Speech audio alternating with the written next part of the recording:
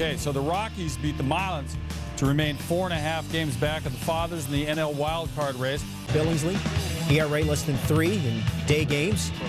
Facing Matt Holliday in the bottom of the first. Take a picture, the last longer. No score after 1. Jeff Francis, an ERA under 3 as well in day games. He strikes out Andre Ethier looking. Then in the 6th, it's Andy LaRoche. Next batter, Ethier again.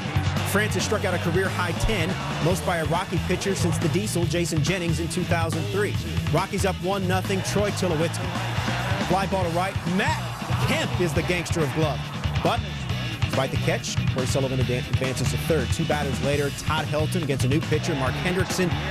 Ducks in the pond, drops in front of Matt Kemp this time. Sullivan crosses the plate. Rockies win 3-1. What about game 2? Well, if you're in the mood for a nightcap, okay. Yeah, game 2, top 1, 1-0 Dodgers. Man on for Luis Gonzalez against Mark Redmond. And Gonzalez, as smooth as Shiraz, that is gone. A 2-run home run, number 15 for Gonzalez. Dodgers up 3-zip. Bottom 5 now 4-3 Dodgers. Rockies getting a big game from Matt Holliday. See what I mean? Off of David Wells, one of Holliday's 4 hits in the game, number 33 on the year for Holliday, number 100 of his career. Rockies up 5-4. It's 5-5 now, 2 men on, Tony Abreu. Into the gap that goes. Abreu is going to end up with a triple just out of Holliday's reach. Ramon Martinez and Michael Eberthal would score on it. Dodgers are up 7-5. Let's go to the 9th. Bottom 9, Rockies down 1. Todd Helton against Takashi Saito with a man on. Helton, no doubt. Walk-off home run. Yeah, number 15. Holliday loves it. The Rockies give Helton, why not, a hero's welcome at home plate, and they win it 9-8, taking out the Dodgers. So, the Padres maintain their 1.5 game lead over the Phillies in the wild card race, but it's the Rockies who made some noise with their sweep of the Dodgers as they crawl into a tie with LA in 3rd place.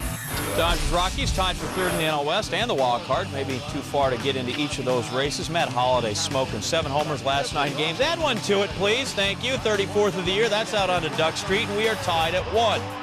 Bottom 3rd, well, it's 2-2. Holliday comes up again. They should let him hit every time. I don't know why they don't. 35th of the season. I'm telling you what, them Joe's cheese fries will make you strong. Rocks lead 3-2. We go to the 8th, still a fight. 5-4 bums. Brad Hawpe. Oh, look at that. He's channeling his inner Matt Holliday. Since Jonathan Broxton's offering to the stands, 26 for him. The Rocks lead 6-5. Now they got to hold on. Nobody's holding on to leads the whole night. Top 9. Tying run at 2nd. Nomar Garcia-Parra. No more guns. Rockies are going to win at 6-5, and the Dodgers have lost 5 straight, and we could probably throw a spade or 2 of dirt on the folks in Los Angeles. All right, what does it all mean, really? Stop stealing my material. The Padres get the walk-off win, widen their lead to 2.5 games in the NL wildcard. The Phils finally lost, but the Rockies held steady at 4.5. Each team plays on Thursday and sends a pitcher to the hill who is sub 500 for the season. 765 in round 1. Eagle boy name. Number 2 Dodgers Rockies. Brad Hawpe hops up in foul territory. Matt Holliday homer in this game again, by the way. Russell Martin, luckily he's at the friendly dugout. They help him out. Good catch. Rockies win 9-4. There you go.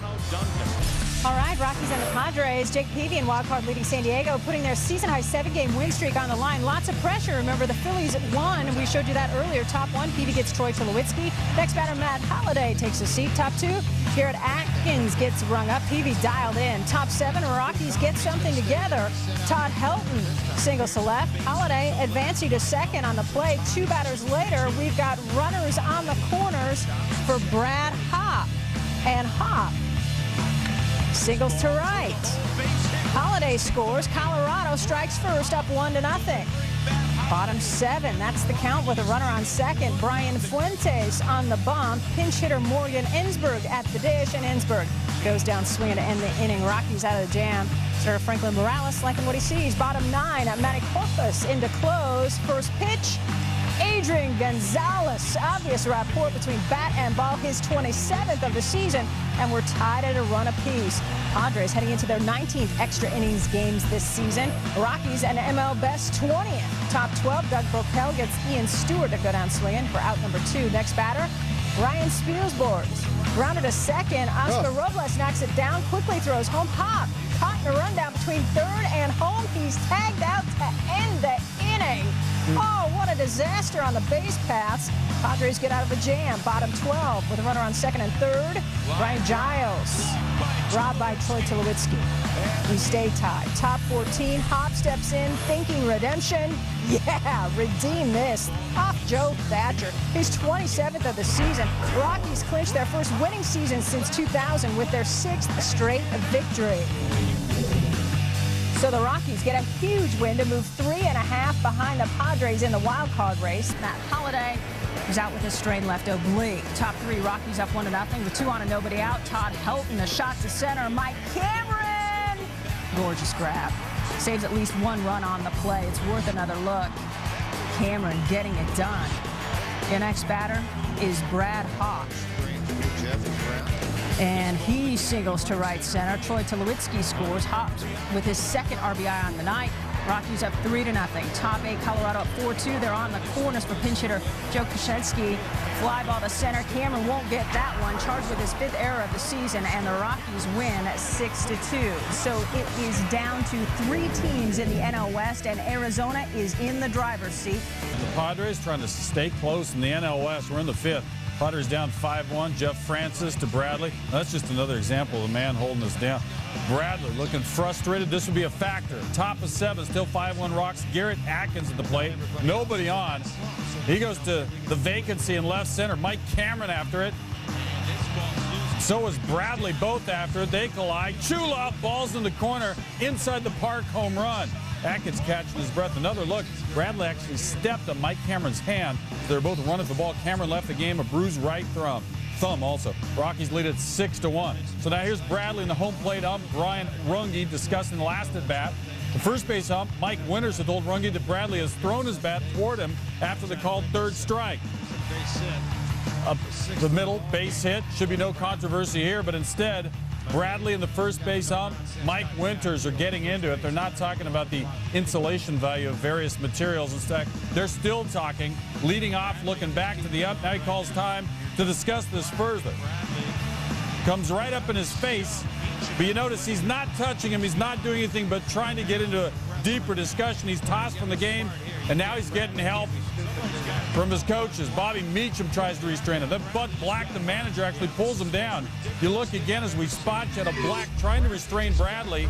Bradley's knee buckles as he goes to the ground, injuring his knee. MRI is due on that.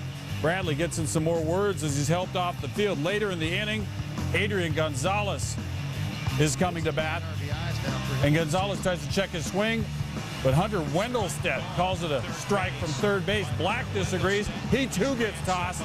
No one takes out his knee. The Padres, a frustrating loss to the Rockies. Milton Bradley tries to explain how it all started. I asked him, I said, did you tell him I threw my bat at him? He goes, yeah, you did. I go, are you kidding me? That's completely ridiculous. Why would you do that? Why are you even watching me? If I strike out, the inning's over. Why are you looking at me? You know, everything's always about me. He's still just yapping. Somebody in the crowd says, "You ump." I pointed at the guy in the crowd, affirming it. He goes, "That's terrible," or "That's Bradley." And I go, I'm a piece of," and that's when I went at him and he kicked me out. You know, it's completely unprofessional. It's terrible. If Joey Crawford in the NBA can get suspended for going at Tim Duncan, now mind you, Tim Duncan got a way different reputation than I got, you know, but I never hurt nobody. When does the harping on me stop? And now, because of him, my knees hurt. If it cost me my season because of that, he needs to be reprimanded. I'm gonna take some action. You know what I'm saying? I'm not just gonna stand pat and accept this because I didn't do nothing wrong. What kind of action can you take, Mel? Well, I'll figure it out. I mean, is there a recourse? We'll figure it out. Is there a recourse that We'll figure it out. We'll figure it out. Because this is the most unprofessional, most ridiculous thing I've ever seen. As he figures it out, listen to this. Testifying in defense of Bradley, his first base coach, Bobby Meacham, quoting here, "In 26 years of baseball, I can honestly say that's the most disconcerting conversation I've ever heard from an umpire." It was almost like he wanted to agitate the whole thing. He wanted to get Milton boiling for some reason. Milton, he held his cool. "I was just appalled." You know, the Rockies went into action in L.A. just a game out of that highly coveted wild card spot. Ubaldo Jimenez and that Rocky staff, best ERA since the All-Star break. You see where Jorvik Torrealba wants the pitch? While Jimenez misses badly inside, and with 2 on, James Loney does not miss. Get out. 3-run shot. Dodgers a 5-4 lead. Andre Ethier, fly to center. Corey Sullivan comes up throwing. And if you're calling for Jeff Kent, leave a message at the beep. He'll call you when he gets home. Great job by Torrealba to block the plate. No relation to Jessica Alba, or Jennifer. Troy Tulowitzki up with 1 on. 2-run shot of his own. 23rd of the year. That's the most ever by an NL rookie shortstop. Matt Holliday. Scary time here. Drilled by Scott Proctor. I mean, that is side of the head right there. Nailed him. Holliday, an MVP candidate to many, would stay in the game. Brian Fuentes, bases loaded jam with 2 outs in that 1-run game. Matt Kemp bloops to center. Ryan Spilborgh's coming on. Fuentes out of a tough spot. And the Rockies come through and win again, 9-7. So here's the deal in the NL wild card. Colorado back in Dodger Town, went into action. 1 game out of the wild card. If they keep this up, might even get back in the race for the division title. Kaz Matsui. That's a base hit, gets through to right. Jorvik Torrealba comes around to score, and the Rockies have themselves a 1-0 lead. 2 batters later, Matt Holliday with 2 on. Remember, Holliday took one off the head, pitch off the helmet there on Tuesday night. Well, we just go right up the middle, off the glove of Chin Lung Hu, and Matsui around to score. Holliday, 12 RBIs his last 8 games. Josh Fogg gets Juan Pierre, or induces him, to hit with the 6-4 3-double play out of the inning. Bases loaded, bottom of the 6th. Fogg strikes out Andre Ethier. Rockies out of the jam, still leading 2-0. Bottom 8, Delwyn Young, ground ball, put it in a bad spot, because that's what Troy Tulowitzki was hanging out. Derek Jeter-like indeed. What a play, what a rookie. 2 on, 2 outs. Bottom 9, Pierre, ground ball again, wrong spot there to Tulowitzki. 3rd time this season, 2nd time within a week. Rocks win when scoring 2 runs or fewer. They've won 10 in a row. More television. The Rocks are rolling. 10 straight wins, 5 at the expense of the Dodgers. Colorado a full-on player for both the wild card spot, NL West title, and Garrett Atkins just keeps going. His 25th of the season. The Rockies are up 2-0. Next batter, Brad Hop. Hop, you know, is a good thing, maybe the best of things. Back-to-back homers for the Rocks, 3rd time this season. They're up 3-0. Hop now has 29. Bottom 4 Dodgers still down 3-0. We got a runner on first. James Loney lines it to right center. Ryan Spilborghs, he's hustling. Love Spilborghs with an S. No. Matt Kemp scores. Loney just keep going left until the guy puts his hands up. Whoop! Stop with a triple. We take another look at the effort given by Spilborghs. You know, the best you can do is try the best you can, and he gave good effort. Dodgers down 3-2. Bottom 5, same score, 2 outs. Tomato signs up the middle. Troy Tulowitzki, excellent play. Top play nominee. He's not done. Still 4, 3-run on 3rd, 2 outs. That, my friend, that should tie the game, but no, there's Tulowitzki. Former driller. Rockies get out of that inning. Top 7, 4-3. There's some insurance courtesy of Todd Helton. How good has that guy been through the years, huh? Rocks up 6-3. They go on to win it by a count of 10-4. We have a crucial game between these 2 teams, Diamondbacks and Rockies. D-backs lead the West. Colorado has won 11 straight. 1 game out of the wild card, trailed Arizona by 2. Top 3, Connor Jackson. 2-run homer, his 15th of the season, and it's 3-0 Diamondbacks. Came off Jeff Francis, who was looking for his 18th win. Home half. Rockies get on the board when Matt Holliday. That dog will hunt. Off Brandon Webb, who had yet to beat the Rockies coming in. Rockies down 3-1. To the 6th, Stephen Drew. Single to right. Mark Reynolds scores from second, and Drew heads to second on the throw. D-backs up 4-1. Trying to add to it in the next inning. Chris Snyder, bases loaded, but he flies out as Ryan Spire induces that. Snyder went 0 for 4. D-back still up 4-1. Bottom 7. 1 on for Brad Hop. One of his 2 hits. And that's a gapper. Garrett Atkins picking him up and putting him down. He scores from first, and the Rockies cut the lead to 4-2. Later in the inning, runners at the corners for Matsui. But he grounds to short to end the inning. Remember, Webb 0-3 against Colorado this season coming in. He was held back Thursday so he could pitch on Friday. Jose Valverde trying to close it out in the ninth. Let's bring up Matsui again. And look at Valverde, he's all hulking up. D-backs get the win 4-2. They clinch at least a playoff berth thanks to the win. Colorado still trying to get in. Bottom one, no score, 2 on for the hot-hitting Matt Holliday. Deep to right center, 2-run score. His National League leading 50th double of the season, part of a 4-run first. The Rockies feeling good. Bottom 3, Brad Hop with a man at first, and that dog will hunt. In fact, it's a triple. Garrett Atkins picking him up and putting him down, puts the Rockies up 5-1. A couple of innings later, bases loaded for Troy Tulowitzki, and he brought his big boy swing. First career grand slam, his 24th home run of the season, and the Rockies go on to win 11-1 as Tulowitzki gets the curtain call. So look at the wild race for the NL wild card. 4 teams separated by just 1 game heading into the final day of the regular season. Win in Milwaukee, regardless of what the Rockies did at home against Arizona. And they got off to a good start at Miller Park. They're loaded in the first. It's Jeff Blum to the gap. Off Jeff Suppan. Blum drives in 2. So the Padres have an early 3-0 lead. This is not good news for the folks at Coors Field, Ken. We're in Colorado now. Ubaldo Jimenez throwing well early to Mark Reynolds. Swinging and leaving. Miguel Montero's next. He's leaving. That's more beer for us. And then Carlos Quentin going away. Striking out the side. Just 1 hit and 6 1/3 and 10 Ks total. In Milwaukee, back come the Brew Crew. The news is improving for Rockies fans. Bottom 5, Ryan Braun, who this week may have been passed by Colorado's Troy Tulowitzki for Rookie of the Year in the National League. Off Ricky Weeks, off Jeff Blum's glove, Ricky Weeks scores. Milwaukee knocked Brett Tomko out after only 4 1/3. They tied it at 4. Corey Hart had a sac fly. Then this Joe Dillon single made it 6-4 Brewers. It's a 4-run Milwaukee 5th.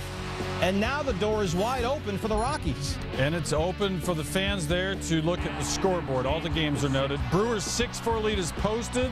The fans are liking that. No play right now for me, Steve, just the scoreboard. Thanks for checking in. Back in Milwaukee, the Brewers continue to add to the Rockies' good news. They get 3 in the 6th. They're loaded for Gabe Gross off Doug Brocail. Down the right field line. Gross into 3rd. All 3 score. He drives him in. It's 9-4 Brew Crew. So it's right there for the Rockies if they can pull this one out against the baby backs. Steve, back in Colorado, you see even the manual scoreboard operator, very efficient. They got the 9-4. The crowd excited about that. Troy Tulowitzki conks it over to 3rd. Mark Reynolds throw, not so much. Tulowitzki is safe. Go-ahead run is on base. And the good news comes in from Milwaukee. Coco Cordero shuts the door in the 9th. Brewers 83-79, their first winning season since '92.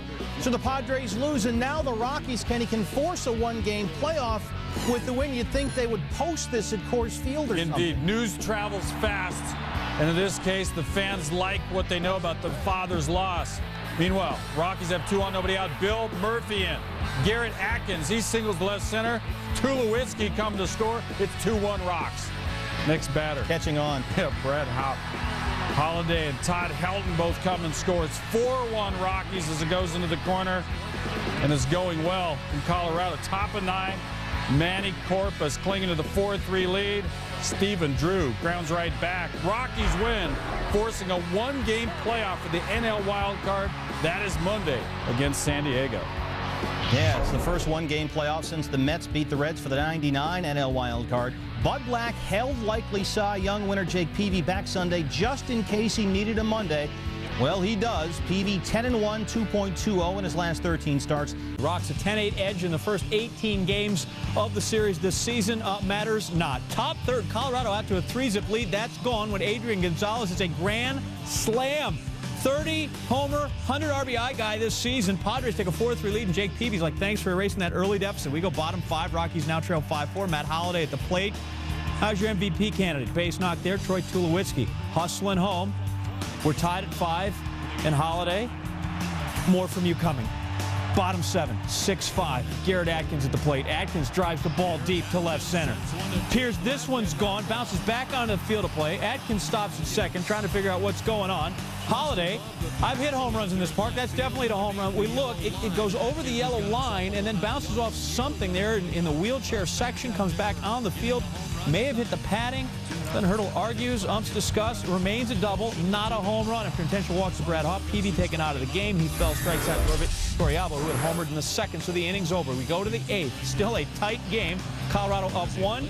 Jeff Blum on second. Brian Giles at the plate. And as you see, Holiday goes in, ball goes out. Bad misplay there. Sails over his head. Blum will score. Now it's 6-6. Bottom 8. Game still tied. Man on second, 2 outs. Heath Bell strikes out Holiday. That's not an MVP moment. He struck out 3 times in this game. In the 11th, 6-6, 2 on, 2 out. Joe Thatcher, Brad Hopp again. No clutch hitting there for the Rocks in that frame. Not in the 8th, not in the 11th. 13th, 6-6. Jorge Julio facing Scott Hairston with a man on. Julio got no outs in this game. This ball got out. Hairston, a 2-run shot, 11th of the year, and the Padres take an 8-6 lead. They had held back Trevor Hoffman. So we go to the bottom of the 13th, and Hells Bells, here comes baseball's all-time save leader. And the 13th was quick and painless going against San Diego. The first batter, Kaz Matsui, drives the ball to right center. That's 2 bags for Matsui. The rally is started. Troy Tulowitzki, 3 hits in this game as he comes to the plate. Let's make it 4. Another gap job. Big gaps out there in Colorado. Matsui will score. Tulowitzki's in with a double, and the Rockies trail by a score of 8-7. Now Holiday up again. He's got 1 base hit, but he's also got the 3 strikeouts as he prepares to face Trevor Hoffman. This one, he gets the opposite field. Now is the ballpark going to hold it? Yes, get on your horse. Tulowitzki's going to come around to score easily to tie it at 8. Holiday now hustling after the not a home run. He's in at third with a triple. 8-8. The Rockies, look at this. We are a swing away from going to the playoffs after an intentional walk to Todd Helton. Little conference on the mound. Next batter, Jamie Carroll. For the Colorado Rockies. How are you going to pitch Jimmy Carroll? We got everybody in, going to have to try to get a double play, make a play at the plate. Brian Giles has got it. Holiday heading home, and he makes the dive of his life. Is he in safe? Tim McClellan eyes the ball out of the glove. He says safe. The Rockies win it 9-8. First, let's check Holiday. Here's your guy who could be the MVP, either he or the guy who's going to see the next series, Jay Roll, and just full-on face plant. That had to hurt, and as you see, he's got some love taps and a little scarred up from that. More importantly, Michael Barrett sticks out his left foot, blocking Holiday from touching home plate. Did he touch home? Yeah, says yes, but we look at it again, and inconclusive to maybe no. Hoffman, 524 career saves, but could not get this one. Clint Hurdle finds his man Todd Helton, who's finally going to go to a playoff as a member of the Colorado Rockies. Your final in this one, 9-8. Everybody do the poke, and the Rocks in the postseason for the 2nd time in franchise history by winning the longest 1-game playoff baseball game in history. Colorado caps a remarkable comeback. They finished the season 14-1. Now they get best of 5 with the Phillies. Game 1, ESPN Radio and TBS, 3 o'clock Eastern on Wednesday. Hoffman fails to get a clinching save in this game 2 days after he failed to get a clinching save in Milwaukee. At the plate, Bud Black, Padres manager, said, it looked to me like he did get it. Holiday wins the batting title, RBI title, scores the winning run. Good night for him. It's a super night for all of the Rockies. I have no idea how we just won that ball game. Hoffman, going to the Hall of Fame, get those at-bats like we did, it's just incredible. We've been fighting back all year long, and we never knew or never believed that we were out of it. We just tried to put good at-bats together, try to get runners on, and that happened. And fortunately, good things continue to happen for us that inning, and we're moving on to Philly. I think so. I mean, if the umpire called me safe, I touched the plate. I mean, I was just trying to get up in there and score the run. Be a little shaken up there? Yeah, I hit my chin pretty hard and kind of knocked myself a little silly and just got my hand stepped on and all that. But other than that, I'm all right. We're going home tonight. Unfortunately, we're going home. And you can't really point to any other factor than my performance tonight. And it's a burden I'm going to have to deal with. There's really nothing to say except, you know, I'll take my chances with Trevor. You look at the all-time percentage and the number of saves that, you know, eventually, you know, it could happen. 93. Top second, Todd Helton, first career postseason at bat. And after 1,878 regular season hits, he's got his first postseason knock. And he's running. He triples. It's a long way to go. He's an old man. Next batter, Garrett Atkins. Does he give him a breather? No. Doubles to left. That scores Helton. 1-0 Rockies. Atkins finished the game 1 for 4, and that run driven in. 2-0 Rocks. Troy Tulowitzki up. Bases Chuck. Full count. Hamels walks him, forces him in. Third walk of the inning by Hamels. It's 3-0 Rocks. They survived any further damage there by Charles Fuqua's team. Rocky starter Jeff Francis, very good. Chase Utley goes down swinging. Ryan Howard down as well. The Phils line 26 for 51 against Francis coming in, and yet he allows just 4 hits in 6 innings worth, 2 earned runs. 2 earned runs, yep, there's one of them. Aaron Rowan fills thine horn with oil and goes. Phillies down 3-1. Rowan's first career postseason home run. Next guy up, Pat Burrell. Now the Phillies, in their long, illustrious 10,000 loss franchise history, never had back-to-back home runs in the postseason. They do now. Burrell follows Rowan, makes it 3-2. Bottom 7, same numbers, much joy there in Philadelphia. Carlos Ruiz up, facing LaTroy Hawkins. They won't be cheering quite as loudly for this. 4-6-3, the double play. Rockies are out of the inning. We go to the 8th. Still 3-2. Matt Holliday. How's your MVP candidate? 5 homers, 7 games against Philly this season, facing Tom Gordon. Now, he's never had a hit in his career off Tom Gordon. That sort of changes that right there. Just keeps going and going. That one's farther than both the Philly home runs, what were wall scrapers. 4-2 in favor of the Rocks. How's your chin?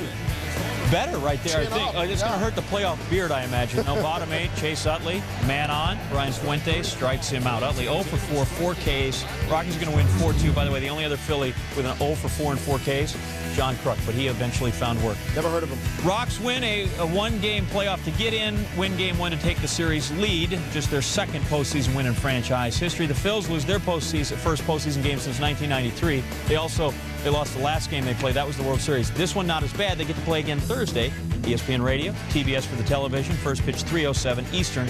Last time the Phils held to 4 hits or less 3 weeks ago against, Colorado. Colorado looking to take a commanding 2-game-to-none lead. All they have to do is hit Kyle Kendrick, and they would. And early, Troy Tulowitzki. This guy might be more than just the National League Rookie of the Year. Gone. Rockies had a 1-0 lead. Next batter was Matt Holliday, having himself a series. The first pitch he sees, up and out. Second homer in as many games. 6 homers in 6 games in Philly this season. This is just the top of the first, and it's already Rocks 2-0 back-to-back. But Jimmy Rollins would answer, leading off the bottom of the first. That's the first leadoff playoff home run in Philly's history. It's 2-1. Bottom second, Rollins at bat, 2 on and 2 out. Rollins all the time. 2 RBI triple to left center. Wes Helms, Carlos Ruiz score. Rollins, all 3 RBIs at this point, 3-2 Philly. Top of the 4th, Clint Hurdle elects to pinch hit for his 21-year-old pitcher Franklin Morales. Goes with Seth Smith, who was put on the postseason roster for crushing baseballs like that one. That was the Rockies' first single of the game, 7 extra base hits. Charlie Manuel takes Kendrick out. Kyle O'Shin. Loesch was scheduled to start game 4 if necessary, and Kaz Matsui says that might not be necessary. Grand slam off a 1-2 pitch. Pitchers count, right? Yeah, Matsui, 4 homers and 410 at-bats this season, hits the granny. It's Matsui again in the 6th. That's an RBI triple. Matsui, double, home run, triple in his first 3 at-bats. All he needs, he's the Met in the playoff. All he needs is a single to become the first player in postseason history to hit for the cycle. The single's the easy one. Flies out to center, finishes a single shy of the cycle. Isn't that amazing? No one's ever hit for the cycle in a postseason game. Bottom 8, Manny Corpus on. Not exactly a clean inning for him, but his uniform top was clean, dry. Corpus out of the jam. Biggest crowd in 4-year history of Citizens Bank Park. Sees the Phils get doubled up by the Rocks 10-5. Rocks have now won 16 of their last 17, 8 straight on the road as the series shifts to Colorado for Game 3 Saturday night, 9:37 Eastern, ESPN Radio and TBS. The Rockies bullpen's allowed just 1 earned in 9 innings so far in the series. Colorado's never played in the League Championship Series, but they do appear to be on their way. To sweep the Phillies right out of the postseason. 23-year-old Ubaldo Jimenez hoping to do just that for the Rockies. Jimenez in a jam in the first. Runners on the corners, 2 out. And he gets Aaron Rowan on that. 6 in the third he goes, 1 earned run. Just 3 hits allowed. To the second. Strong winds kicked up around Coors. The lights went out in the middle of Shane Victorino's at bat. What the? But, you know, strange things have happened before when the Phillies have come to Denver. Can we flash back things? July 8th, last time the Phils were at Coors. During a rain delay, Phillies players came out to help the grounds crew of the Rockies hold down the tarp, which was being whipped around by strong winds. How nice of them. And the Phillies went on to win that game. Oh, happier times. Back to the present. The lights come back on after a 14-minute delay. 44-year-old Jamie Moyer in a jam, bags full. Jimenez on the ground. Abraham Nunoz barehanded for the out. Phillies get out of that jam. Bottom 5 runner on second, 2 out. Kaz Matsui, money. He had 5 RBIs Friday. He gets a big one on Saturday. Yeah. Torrey Alba would score. Matsui ends up at third. First player in Major League history to have 2 triples in an LDS. Shane Victorino gone. Victorino had just 1 homer in his final 43 regular season games, and he has 1 here. Second hit of the night for the Phils. Tie game. Top 8, nobody on, 2 out. Pat Burrell. Oh, so close, but it goes foul. Can I see that again? Yeah, see? Almost gave Philly the lead. You know, they say baseball's a game of inches. They say it all the time. They say that for every sport. Next pitch. Oh, yeah. Brian Fuentes gets Burrell swinging. Still tied. You know, the Phillies hit just 172 in this series. Runners on the corners, 2 out. Jeff Baker looking for space and finds it. Garrett Atkins scores, and Rockies go up 2-1. Top of the 9th, Rocky fans getting ready for the sweep. Manny Corpus, all he did was save all 3 games of the series. And congratulations to the Colorado Rockies. Todd Helton and the Rockies sweep the series, their first playoff series win in franchise history. 2-1 the final, and congrats to Clint Hurdle as his Rockies notched their first playoff series win, but it took them 15 years because that's how long the franchise has been around. And you can make it 17 wins in 18 games for Colorado. This will mark the first time 2 teams from the NL West will face each other in the NLCS, which you can check out Thursday, Game 1 on ESPN Radio, and see it on TBS. After the game, Helton and company rejoicing in Denver. It's been a whirlwind. We've just battled our hearts out, and it's a tribute to every man in that clubhouse. Everybody, we knew we could do it, and by golly, we did it. And the streak that they're in right now is probably one of the best streaks I've ever seen a team have at the end of a season, especially. And I think it just goes to show you, what you can do, especially if you have depth in your system and you have a plan and you stick to it. It's just been very symbolic of everybody count or nobody counts, and these guys in there believe that everybody counts on the club and everybody's dependent upon one another. Going back to their surge at the end of the regular season, in the first 3 games of this postseason, Colorado is 17-1. It's amazing. Hitting well over 300 with 27 homers, and not just hitting either. We're talking about a team ERA of 3 during that span. Just 1 loss in its last 18 games, and it came to Arizona and their Game 1 starter, Brandon Webb. Bottom first, Jeff Francis seeing Eric Burns with a man on. That man's coming home. It's Stephen Drew. He's hustling like the World Series is at stake. It is 1-0 Diamondbacks. Burns' 3rd straight game with a ribby. We go to the 3rd. Kaz Matsui, batting average against Brandon Webb. Now, Brandon Webb's Cy Young Award winner, 407, so Kaz can hit him. Top 3, tied at 1. Matsui with Willie Taveras on first. Taveras going to swipe the bag. He's just been reinserted into the starting lineup. He's recovered from a quad injury, and manager Clint Hurdle messing with the lineup. Not the chemistry, however. Matsui a bloop single. Taveras scores, and it is 2-1 in favor of the Rocks. Later in the 3rd, the bases are chucked for Brad Hawk. Hub also successful in his career against Brandon Webb. 9 for 15, 3 homers, 11 ribs. Hub singling here. Matsui. Matt Holliday will score. 4-1 Rockies. Webb, he has 1 win this season when allowing 4 or more runs in a game. It's not this game. Bottom 4, same score. Chris Snyder, the man on. Christopher Ryan Snyder, you get in this house right now. It's a 5-4-3 double play, and the inning is over. Bottom 5, same numbers up on the board there. The home team is down. 2 on, 2 out for Stephen Drew, facing Francis. You can call me Francis. He goes down swinging. And then Connor Jackson in the 6th again. Runner on. Chance for something to happen. Nobody out. Jackson. That's 6-4-3. Francis goes 6 2/3, 7 hits, 1 earned run, 4 Ks. He would exit stage right and in good shape. Bottom 7, D-backs down 5-1, 2 on. Nobody out for Augie Ojeda. He's going to ground over to third where Garrett Atkins going to field it, throw over to second. Justin Upton then takes out Kazmat Sui. The double play ruled immediately here. He gets rung up. Upton wasn't happy to begin with because he got hit with a pitch. Not happy with Larry Vanover. We look at it again. You can a good hard slide, that's okay, but the deliberate attempt with the elbow to break things up, that's not allowed. So Vanover rules the runner out. He rules the batter out. Bob Melvin comes out to argue. The fans in Phoenix certainly didn't like it. Eventually, they sold most of those tickets available. They were throwing stuff on the field. Clint Hurdle says, I'm not going to have that. Put my guys in danger. He yanked them off the field. We had about an 11-minute delay, but finally everybody remembered, oh, yeah, we're human beings. Let's be civilized when we play it again.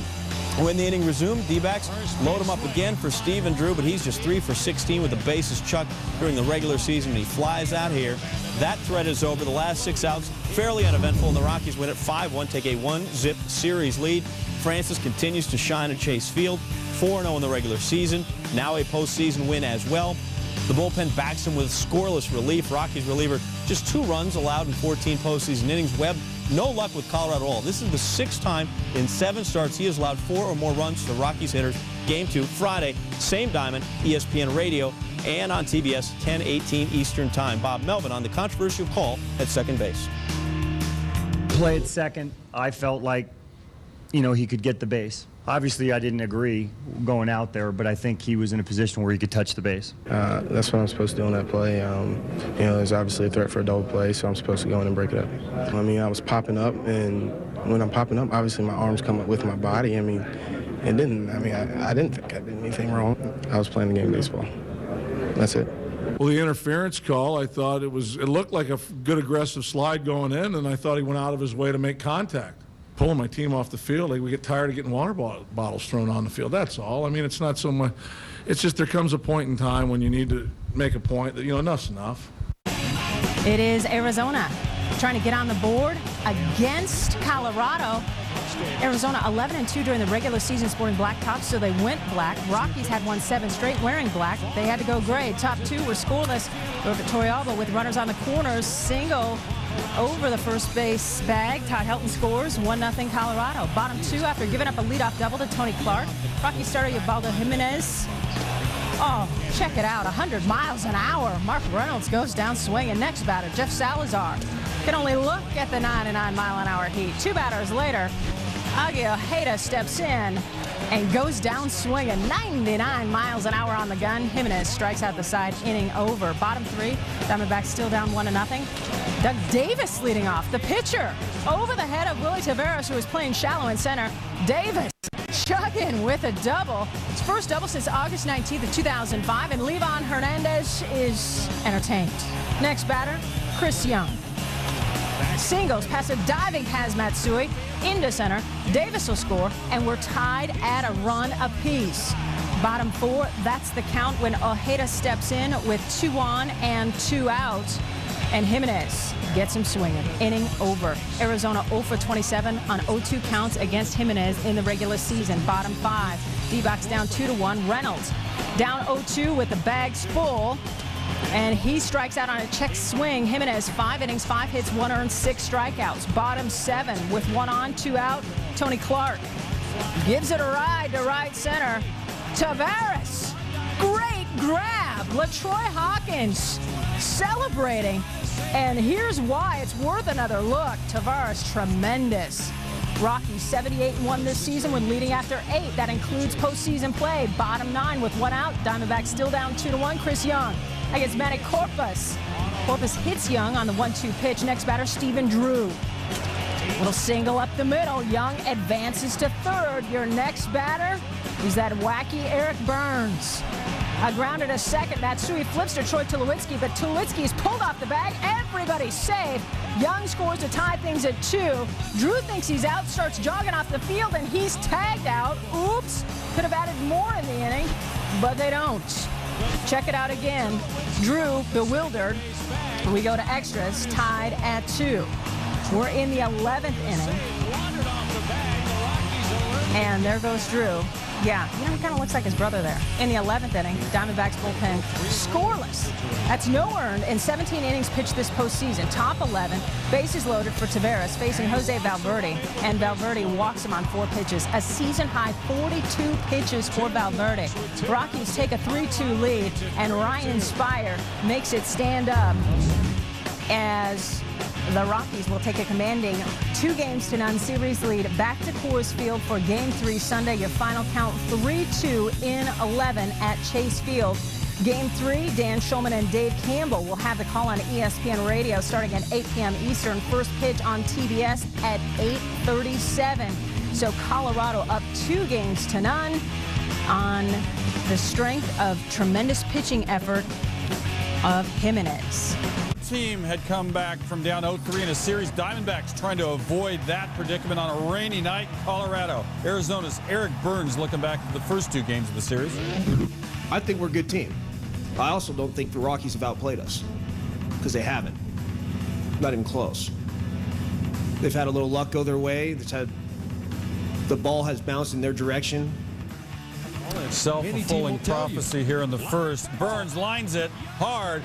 But Josh Fogg making the catch, second for the double. Almost got the triple play, but Stephen Drew got back on time. Another look, Fogg, nice snag, turn the double.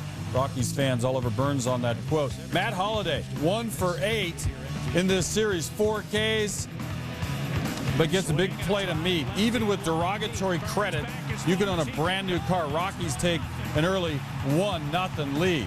Top of the second, anybody with low live, Augie Ojeda grounds to second, Kaz Matsui wide throw, but Troy Tulowitzki makes the great double play. Please, have mercy. Where's that tape? Another look, and it's a good one. Rockies lend off memory. I think they set a major league record for fielding percentage in the regular season. Turn the double plays. And again in the third, Drew grounds 4, 6, and 3. 3 innings, 3 double plays turned by Colorado. We're in the 4th. Arizona's down 1-0. Mark Reynolds. You have shiny buttons. 1-1 game. Diamondbacks tie it right there. Fogg serves that one up. Still raining. We're in the 4th. They're out of the stuff to get the rain to go away. I think they call it draining gravel. They went out to pay and pack or something. Atkins fist at Ojeda, making a tremendous sliding catch. Can I see that again? Yes, let's look again to see how women feel about it. They like it. I like it. Hernandez appreciates the second baseman's effort. 6th inning, Josh Fogg against Mark Reynolds. Just let it soak in. And that's just another example of the man holding him down. Fogg goes 6 innings, 7 hits, an earned run, 3 Ks, his first career postseason start. And here he is, Yorvit Torrealba, home run. Well done. 3-run dong. Rocks go up 4-1, win by that score, and lead this series by a count of 3-love. So Torrealba had just a 201 average with runners in scoring position in the regular season, Linda.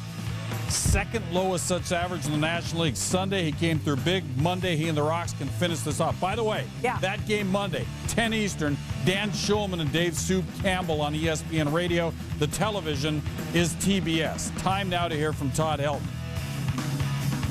We don't care how we do it. We just find a way to win. There's no egos in the here. Nobody cares who gets the glory. We're just worried about winning games. I mean, I would just basically stay with my plan. Stay, you know, the look, see the ball, hit the ball. I was just basically waiting for my opportunity, and then finally they give me opportunity. I take advantage of it. You got to tip your hat. You know, it seemed like, and we hit some balls hard tonight. It seems like every ball we hit hard, someone ended up making a good play. You know, that's kind of been the theme of the series so far, is they've gotten that one big hit where we haven't.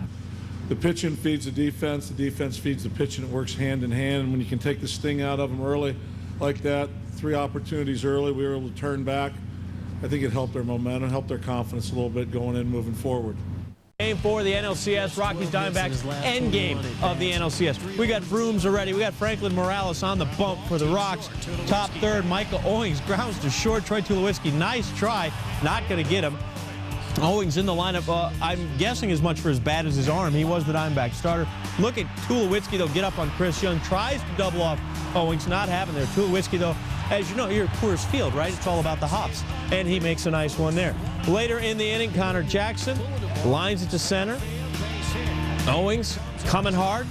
Brown in third, headed for home. Brown-eyed handsome man. Diamondbacks take a 1-zip lead. It's their first lead in the series since the first inning of Game 1. Rocks have been dominating. Bottom 4, 2-out runners on second and third. Seth Smith is pinch hitting for Morales. Now, he had a big pinch hit in place of Morales in Game 2 of the NLDS, against the Phillies. That was also in the fourth. He comes through again. Good aim there to score. Hopping Tulowitzki. Next batter, Willie Taveras.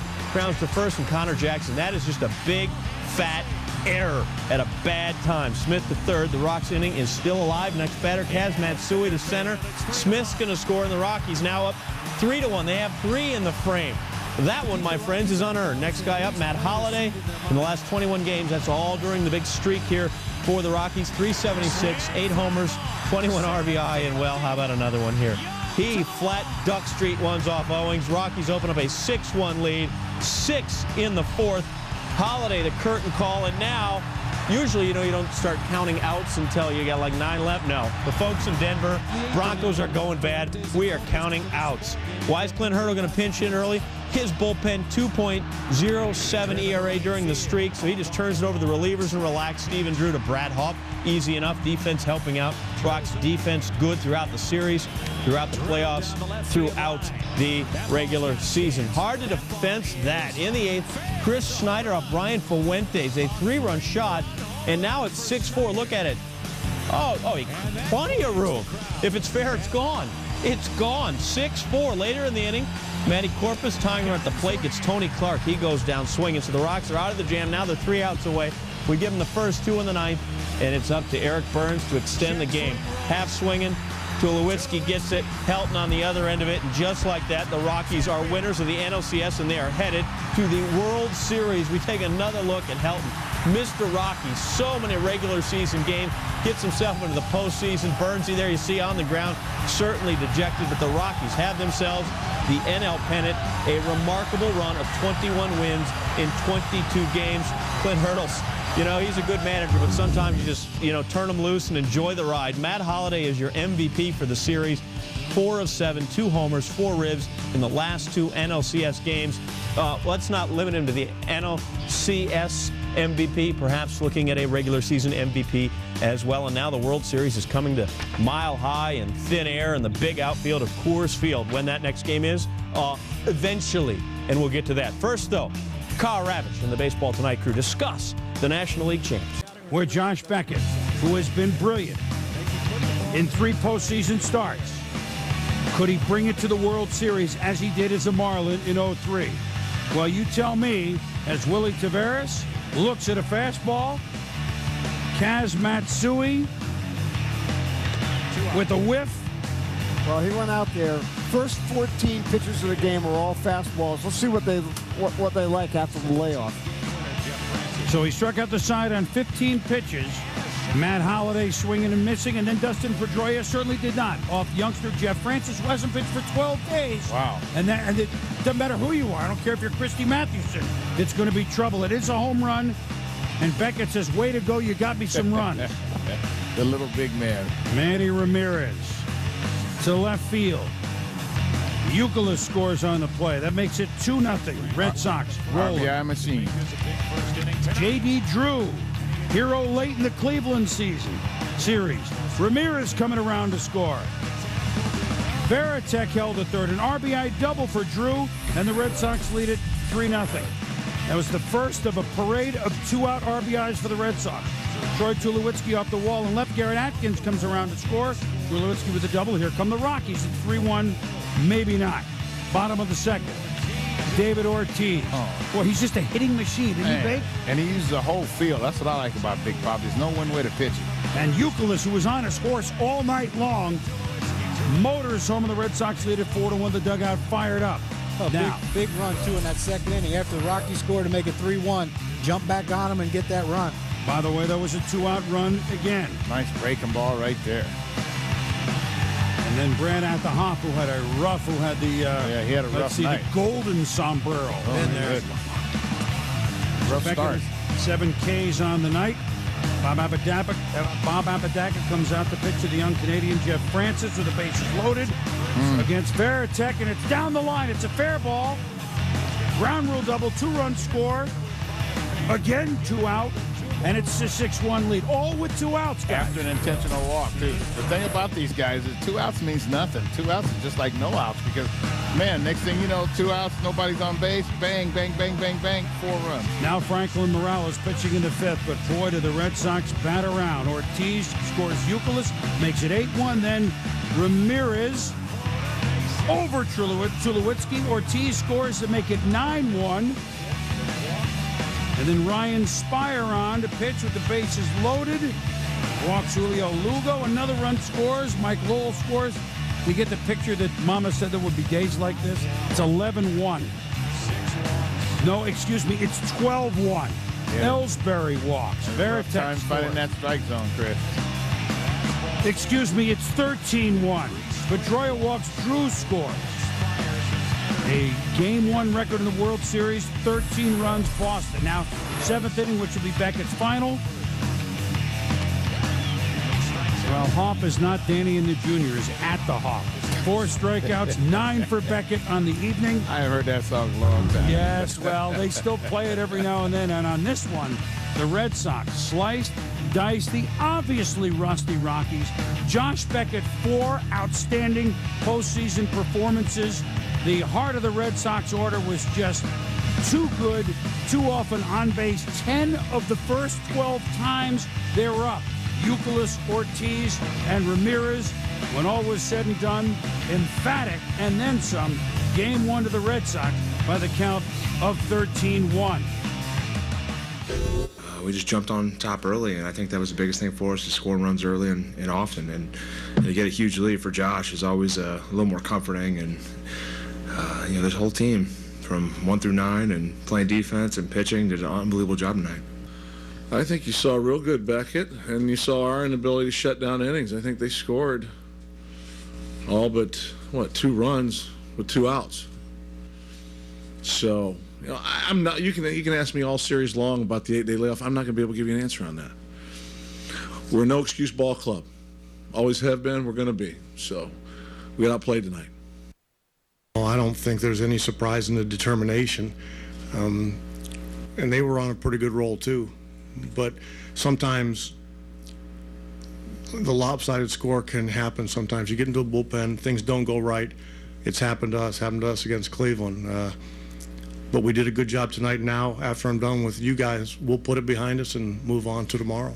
Who'll come out in Game 2 at Fenway Park in Boston. And here we go. Speaking of old-fashioned, that'd be Curt Schilling.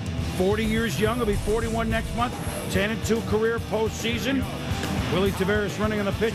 Matt Holliday, he was far from on holiday. He had the hot bat all day long as Taveras gets over to third. First and third, Holliday up to second base, actually. Schilling got caught being a spectator on that play a little bit as the ball got away from Mike Lowell. He didn't get over to third base quickly enough. It really took away any opportunity to get Taveras at third. That was a great play as well, by Mike Lowell at third base. So all of a sudden, Todd Highway to Helton, a ground out to first. Youkilis with the pitch to Schilling, but the Rockies have the lead. Helton gets a ribby. 1-0 Colorado here in the first. Now, same score, bottom of the third inning. David Ortiz up 2 on, 2 outs against, not prematurely, Ubaldo Jimenez. And Ortiz, bang! Hits him back. One back short. Man, I was sitting up in that camera well. That was a great shot up there. That ball came. You could just barely see it go foul. You see me right there, Chris? I see a big. You see me, okay. And as Maxwell Smart would say, missed it by that much. There you go. Moments later, Jimenez trying to capitalize on it. Yes, he gets him to go around, and he gets out of the jam. Yeah. Broken, huh? He went to that slider. He went to that slider when he needed to get big outs. Bottom of the fourth, still 1-0. J.D. Drew with a man on base hit. Mike Lowell running for third. Big play right here. At the hop. Big play. On the hop, and Lowell just in there. Aggressive base running Red Sox. Well, it sure was, and that's what you have to do in a close game. You have to take advantage of every opportunity to score runs, and that's what they did. And then Veritek flies to the edge of the track. Lowell tagging and scoring, and so this is an old National League style baseball game. We're tied at 1. Base running pays off. 5th inning now. Lowell up with 2 on, 2 out. Clutch man Lowell. He's been their clutch man all year. And bases were empty, we should point out, with 2 out. When this all got started, Ortiz going to come around to score. That's what they do all the time. I mean, just because base empty with 2 outs, that means nothing to these Red Sox. And Lowell's the only guy that didn't drive in a run in game 1. He gets the big one in game 2. And like they had 11 of 13 2-out RBIs in game 1. Here's the big one in game number 2. Jimenez gone. 6th inning now. Schilling walks Helton. And Terry Francona says, you know what? I'm going to go to the bullpen, and who knows if this is the last time they'll ever see Curt Schilling pitch for the Red Sox at Fenway. But they let him know what they thought about his work. And now, Hideki Okajima on against Brad at the hop. Good thing he got a hit in the first inning, or in his first at bat. Strikes out swinging. High five in the dugout now. 2-1 Brian Fuentes on, facing David Ortiz. 2 on, 2 out. And the big fella quiet tonight. Got that breaking ball out over the plate just enough so Big Papi hit it off the end, didn't get a good wood on it. 8th inning now. Okajima, boy, he was brilliant against Willie Taveras. K's him looking. Then against Matsui, gets him. So much deception in that delivery. Guys just swinging way out in front of it. So 7 outs for him. And Francona gets on, and Papelbon is in, and he gets Holiday after he allowed the hit. Holiday had 4 hits, but he won't live that one down. No, he won't. Nice tag right there, too, by Euclid. Outstanding tag. Just trying to figure out where he was going. I don't think he was stealing. And then in the 9th, a 1-2-3 ninth gets Helton, Atkins, and Hop. Jonathan Papelbon nails it down. And the Boston Red Sox get the good start, the outstanding relief from Okajima, and, of course, from Jonathan Papelbon. And the Red Sox take a commanding 2-0 lead in the World Series, winning by the count of 2-1, where hits were scarce. So the Rockies, 1 day back. You don't just take an 8-day layoff and then, okay, you snap right to. Maybe they need home cooking or something else. Maybe it's a little bit of Red Sox work on the mound. But Boston gets what they need, the 2 wins at home. This was the Papajima show tonight.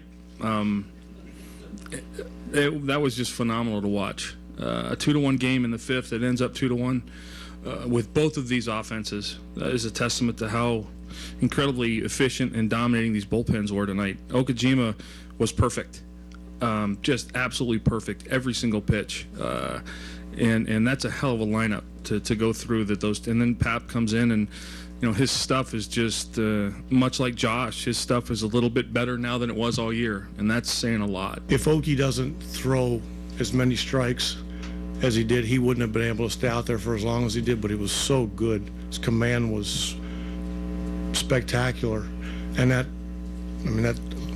set up the whole game.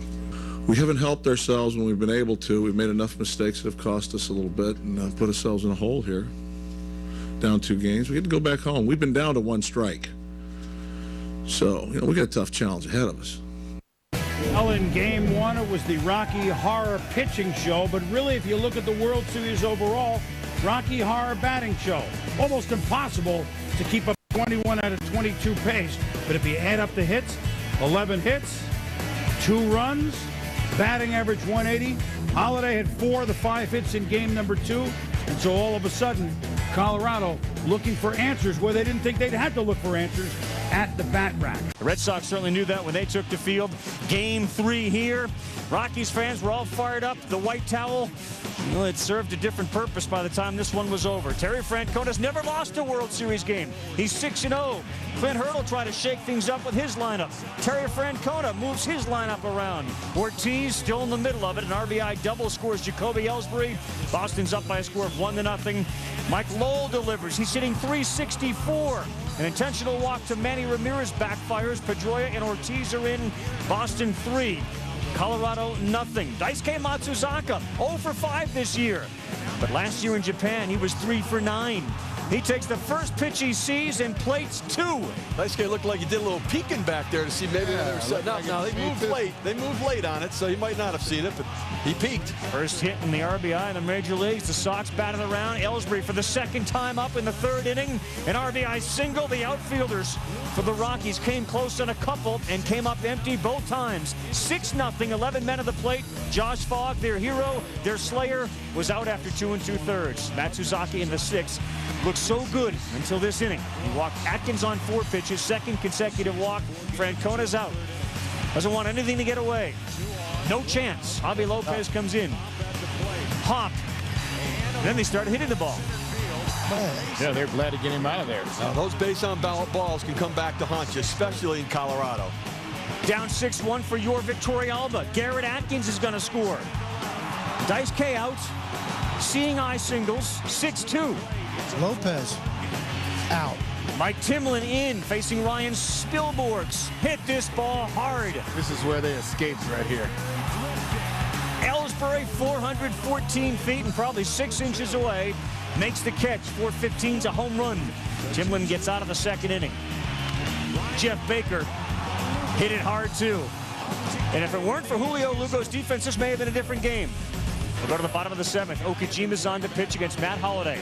Men on the corners, nobody out. And Holliday, about face. Whatever he has written in his hat that he took off to look at, he read the wrong line. I got to change the message. Rockies down 1 run. Totally different game. Crowd back into it. Bench fired up. Later in the inning, the tying runs on first. Give Okajima credit. He buckled in after that shot. First out of the inning, Hop is gone, 2 outs. Hop having such a rough World Series, and Okajima get Torrealba to ground back to him. No more damage, but the game is tight, 6-5. And boy, like a good boxer, you take a shot to the face, you get back, and you swing back. And Ellsbury, a little blooper. Here's that second outfield play, so close, but not to be made. Lugo scores 7-5. Next batter's Pedroia. The other way. Another double. 16 doubles for the Red Sox in the World Series. 16. Break the game open. It's 9-5. Holliday, maybe the MVP. Jonathan Papelbon needs 1 pitch to get out of the 8th inning. Got away with one there, too. That ball just ran in on Holliday's hands, or he might have hit a 3-run shot. Another 3-run shot. Frustration, certainly. 16 doubles, the most since the 82 Cardinals in a World Series. They did it in 7 games. The Red Sox have done it in 3.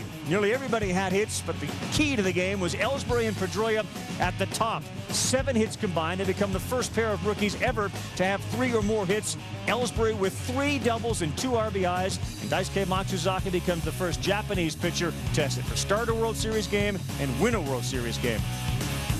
To tell you the truth, the start of the year, I was just trying to get to AAA, and then from there, maybe get a start sometime this season. But, this is a dream come true, being in this situation and, up 3 games out. Well, they were on base all night. They did exactly what you would hope your 1-2 hitters would do. But, they're on base like that, and then you got to face the middle of our order. It created a lot of opportunities. We cashed in early. Well, it started with game 1. They had more good at-bats in game 2 today. It was, it's off the charts, 7 hits. They set the table as well as you could ever want. They put us in some very difficult positions when you get to the middle of the lineup, and you're going to, pick which guy you want to go out there. You want to go at Big Papi, you want to go at Manny, you want to go at Lowell. I mean, that's not easy duty for anybody. Clint Hurdle paying a very nice compliment to the Red Sox in their depth. The series has been incredibly one-sided. Boston's outscored them 25-7. They've out-hit them. You see the average, the 17 extra base hits. Only 1 home run, and it came off the bat of, not a huge shock, Dustin Pedroia. And the strikeout to walks. 16 strikeouts for Rockies pitchers. They've walked 18. Look at Boston's numbers, 29-7. They had to bring the trophies in with a police escort because everybody wants that World Series trophy. They finally got Kenny Lofton's equipment delivered, I guess, and that trophy. Steve perhaps lobbying for an advertisement spot next year. All right, let's get serious now. Aaron Cook's on the mound against John Lester, and Jacoby Ellsbury starts things off. Jacoby Ellsbury hit .438 in his first World Series. He's a rookie. Carl, three games to love lead. You want to get on the board early and tell the Rockies, you know what, not today, boys. Ellsbury's on third. David Ortiz with the infield in delivers. Why was the infield in? It just tells you how badly the Rockies were struggling offensively against Boston pitching. They had to try to minimize runs, and then Poppy delivered. 10 RBIs in the postseason for Ortiz. 1-0, man on second. Matt Holliday didn't bring it to the game in Game 4. He went 0 for 4. That's high gas right there. Lester doing the job to the 5th inning. Boston up 1-0 when Mr. Clutch, Mike Lowell, leads off the inning with a double to left center. It seems like they let off the inning with a double all series long. And then they were able to advance the runners or score them. It's something the Rockies couldn't do. 21 extra base hits for Boston. Veritek plates Lowell with a great slide. And unlike Manny in Game 3, this time the hand did touch the plate. But Mike Lowell had 3 great base running plays in this series. Let's go to the 6th. After giving up a 2-out walk, Terry Francona, who said, I need 6 out of Lester, get 5 2/3. He didn't give up a run. He struck out 3 and gave up only 3 hits. What a story Lester's been. Manny Del Carmen to face Ryan Spilborghs. Can't catch up to it. Lester in the dugout knows he's gone through it without giving up a run. We'll go to the 7th. Red Sox look loose. They have a 3-0 lead. They have Beck in Game 5 if they need him. And they got a 2-0 lead. And they got a new handshake between Ortiz and Matsuzaka. More comfort zone. Mike Lowell exits stage left. Only the 2nd home run for the Sox in the series. 3-0. Here come those Rockies. Brad Hopp off Del Carmen. Rockies trim the lead of 3-1. This is the same Brad Hopp who set a World Series record in 4 games by striking out 8 times. He was getting beat on the fastball, cheated on that one, and got a hold of it. Mike Timlin now in relief, and wow, was he huge in the 7th inning. All fired up as Tulowitzki has gone swinging. Next inning, Brian Fuentes on in relief. Bobby Kelty. Terry Francona, what do you have, a premonition? Bring Bobby Kelty in? Bobby Kelty can hit a fastball. Bobby Kelty can hit right-handed, and it was a perfect matchup for him because Fuentes threw him the fastball. Kelty delivered. Terry Francona hit every right button. Bottom 8, 1 on, 1 out. Garrett Atkins, not done yet. Hideki Okujima, who before the game, Red Sox officials said we really would like not to have to use that guy. The machine just simply ran out of gas. He can have a long rest now. They have another machine. Papelbon, Spilborghs, hard on the ground in the 8th. 2 men down as Lugo, who played outstanding and hit .385 in the World Series, gets the out. The next batter is Hopp. Good wood on it, but it's in the glove of Crisp. And boy, did they have the ability to cover ground with Crisp in center, Ellsbury in left, and Drew in right. Remember, no Ortiz or Manny Ramirez in the game now as they've been double switched out. Bottom 9, nobody out. Your Vittorialba to second base. Dustin Pedroia, the spark plug, makes the first out. The next batter is Jamie Carroll. A collective hold your breath moment, but Ellsbury crashes into the wall and makes the catch. And Carroll can't believe it didn't leave. The Rockies frustrated. A couple of balls they hit here at home they thought might go out. Didn't. It's the humidor. Blame the humidor. The next batter is Seth Smith. Game over. World Series over. Papelbon embraces Jason Veritek, the captain of the team, who for the 2nd time in 4 years gets a chance to celebrate a World Series. And is there a better feeling in the world than that? No. Nope. One thing you notice there, I think Papelbon likes his hat more than he likes his glove. He threw his glove and he kept his hat. Veritek put the ball in his back pocket.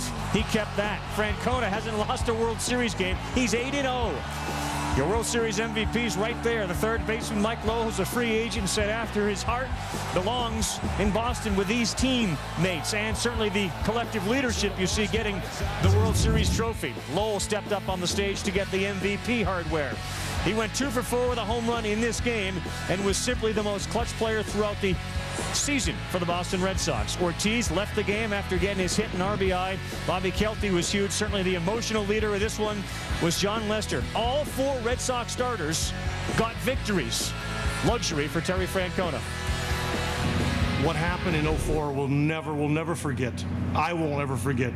So many people that we're indebted to, so many good players. But this is 07, and we said that from day one, and we accomplished our goal, and it's not easy to do. And then, like I said, when you do it standing next to people and the players that you rely on and you depend on, and you see them go through the ups and downs, makes it really, really special. You know, I'm on cloud 9. You know, it's unbelievable. I think In 03, no one expected us to do anything, so we were kind of beating the odds each time, but I think it's a little different when, from the onset, a lot of people expect you to win a world championship, and if you don't, it's a disappointing year. So for us to come through and do what we thought we were capable of doing is unbelievable. We got a lot of people to give credit to.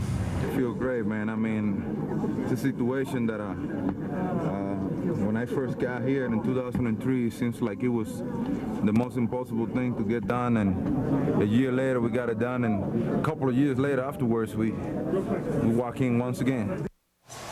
Tell you one thing, they're all prepared with the goggles. You compare 04 and 07, and you see the regular season record was nearly identical. The key to both, of course, was the LCS comebacks in 04 against the Yankees from a 3-0 hole, and against the Indians here in a 3-1 hole. Then they get to the National League, and they wipe them out 4-0. In the Cardinals case, 4-0 here in the Rocky case. And it didn't matter, Crucky, it seemed like who was the hero. Pick a name out of a hat, whether it's Kelty or Pedroia or Ellsbury, but Lowell was sort of a constant factor, wasn't he? He sure was, Carl. And you know what? Not only was he the MVP of the World Series, he's the team MVP for 2007 of the Boston Red Sox. When you look at what this guy did in the regular season, you know, everyone says he was a throw-in. Hey, I don't think a guy with this quality of at-bats, quality human being, is a throw-in in anything. He delivered. When Manny Ramirez was out, who had to hit fourth and protect David Ortiz? Mike Lowell. And he did it with 120 RBIs and led this team to a world championship. You know what? Hats off to Mike Lowell, but also the Boston Red Sox organization, because they stuck with Dustin Pedroia. First month of the season, he's hitting under 200. Everyone in Red Sox Nation, send him down, send him out. The easy thing for the organization to do would have been to send the kid out and say, maybe he needs more time in AAA. They stuck with him. He eventually ended up batting in the top of the batting order and hit over 300. Probably going to win the American League Rookie of the Year and help this team deliver another world championship. Unbelievable perseverance for the young man and for the Red Sox for sticking with him. Confident kid, too. He had 278 in the series. Manny was 250. But from a pitching perspective, to deal with this lineup, I mean, they take so many pitches. They'll hit balls the other way. It's a relentless group of hitters. Well, they are, you know, a relentless group. The thing about it, you have Big Papi and you have Manny that's leading the way, and Mike Lowell. These guys come up with a game plan. Their batting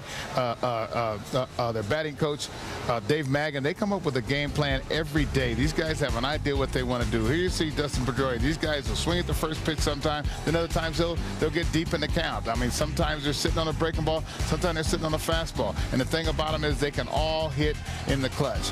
And they will wear you out. They're not pull hitters. They will hit the ball from line to line, up the middle when necessary, into the gaps as you see here, as you see young Ellsbury. And the thing about it, they have a great combination of speed, power, youth, veterans, and guys that know how to play the game, and guys that know how to plate some runs on a daily basis. Lowell and Beckett, of course, teammates on the Marlins in 03. Red Sox won it in 04. They do it again in 07.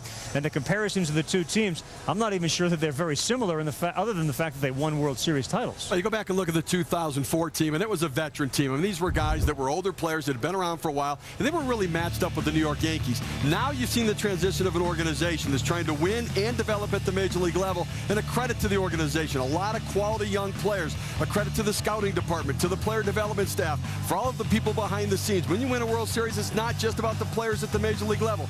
It's the young players that blended with the veterans. They brought the energy, but the veteran players helped these young guys develop at the major league level. They helped them through the struggles. They talked them through the struggles. They let them fall back on their own personal experiences to let these kids grow and really become major factors on the team. They pushed them and they patted them on the back, and I tell you what, it's set up for a long-term success for this organization. And regardless of any sport that you're in, to know that the bar is this high when the season begins and then to go over it is a very difficult thing to do. The Red Sox went 85 years without a World Series championship, and now they have won 2 in the last 4, both by sweeps. Boston, your 07 World Series champions.